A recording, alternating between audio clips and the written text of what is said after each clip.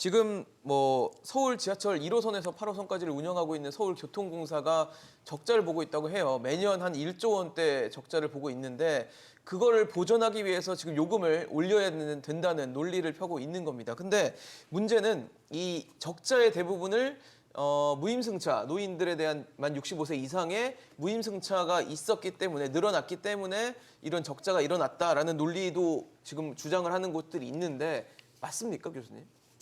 그 논리가 맞으면 아마 노벨 경제학상 탈걸요. 그래요? 네, 아니란 말씀이신가요? 그게 뭐 어불성설이죠.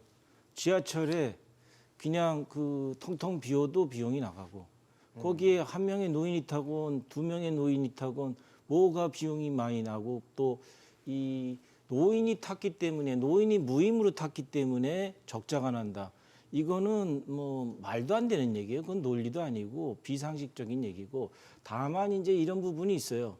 우리가 이제 교통에 있어서 수요가 몰리는 것을 피크 아워라고 하거든요. 네. 첨도 시간이라고 하는데 첨도 시간에 그 갖다나 혼잡한데 거기에 노인들이 추가됨으로 해서 혼잡 비용이 가중되는 사회적 비용은 나올 수가 있지만 어떤 일개 회의사에서 회계상의 장부에 기록되는 노인들이 타서 노인이 무임으로 탔기 때문에 적자가 난다. 이거는 말이 안 되는 얘기고요. 또 다른 표현으로 해야 말이 맞는 것 같아요. 지금 적자가 나는데 네. 노인들이 이왕에 타는데 노인들한테 돈을 받으면 그 돈으로 적자를 메꿀 수 있다. 이 부분은 말이 돼요. 그렇지만 노인 때문에 적자가 난다는 말은 그거는 뭐 있을 수가 없고 아마도 그런 말이 맞다고 하면은 지금 나와 있는 교통경제학 책을 다시 써야 될 겁니다. 교과서를. 절대 아니다라는 네. 말씀이시네요. 사무처장님은 어떻게 보세요? 네, 저도 그 교수님하고 비슷한 생각인데요. 네네. 기본적으로 지하철 이게 적자가 나는 거는 낮은 그 운임료 그것 때문에 적자가 나는 거고요. 실제 그 노인 무임승차 때문에 사회적 비용으로 계산하면은 한국교통연구원에서 2016년도에 한번 조사를 해봤는데 그 지금 지하철 그때 2016년 예, 기준으로 예. 했을 16년 때요. 기준으로. 예, 16년 기준으로 했을 때 한 1,900억 정도가 네. 적자라는 거예요. 무임승차 때문에. 네네. 근데 반대로 그 사회적 편익은 네. 사회적 편익을 계산해 봤어요. 예를 들어서 어르신들이 이제 의료비가 절감되고 우울증 같은 게 왜냐하면 전철 타고 어디 천안도 이동을 하실 수 가고 있고, 이동해서 네, 누군가 친구 만날 수도 만나고 있고, 예. 같이 밥 먹고 거기서 문화를 즐기다 보니까 그 사회적 편익을 계산해 보니까 오히려 2,300억 정도 나온다는 거예요. 그러면은 편익이 더 많다는 그렇죠. 얘기네요. 편익이 더 많은 거예요. 예. 그러면 지금 기준으로 보면 예. 그 편익은 더 늘어났을 거거든요. 그렇기 때문에 이걸 단순히 뭐 그냥 경영상 이게 좀 지하철 그 적자다 이렇게 보기는 어렵고 오히려 사회적 편익으로 봤을 때는 더 이익이다. 예, 사회적으로 사회적 비용이 절감되고 있다. 그렇기 때문에 이런 부분에 있어서 좀 더 중앙 정부의 지원 이런 것이 좀 필요하다고 보여져요. 중앙정부의 지원이 필요하다. 평론가님 어떠세요? 네. 이게 세대 갈등으로 비화할 조짐이 있어요. 그래서 그러니까요. 일단 적자의 구조를 좀 객관적으로 들여다봐야 하는데 서울시의 주장은 일단 이렇습니다. 2021년 기준으로 서울 지하철을 운영하는 교통공사에 누적된 적자가 대략 1조 원.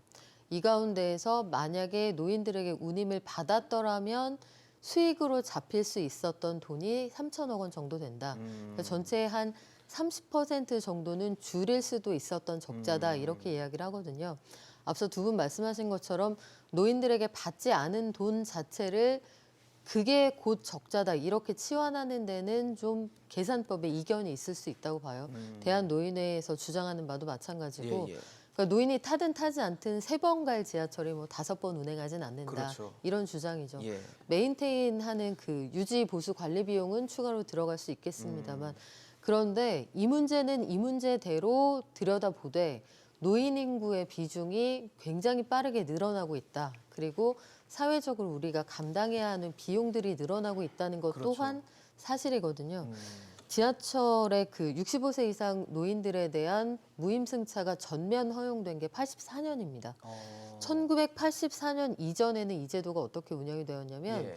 80년에 만 70세 이상 노인들에게 어버이날을 기념해서 50% 운임을 깎아줬어요. 할인 그렇죠. 제였군요. 할인을 예. 해드렸고 82년은 이 연령을 65세로 낮췄습니다. 역시 50% 역시 할인을 받고. 깎아드렸고요. 그리고 이 80년부터는 네. 84년부터. 그렇죠. 84년부터는 이제 전면 그 무임승차가 아, 가능했는데 완전 무료가 된 거예요. 그렇죠. 그러면? 이게 어떻게 가능했느냐? 1984년 당시에 전체 우리나라 인구 중에 65세 이상 고령자의 비율이 4.1%.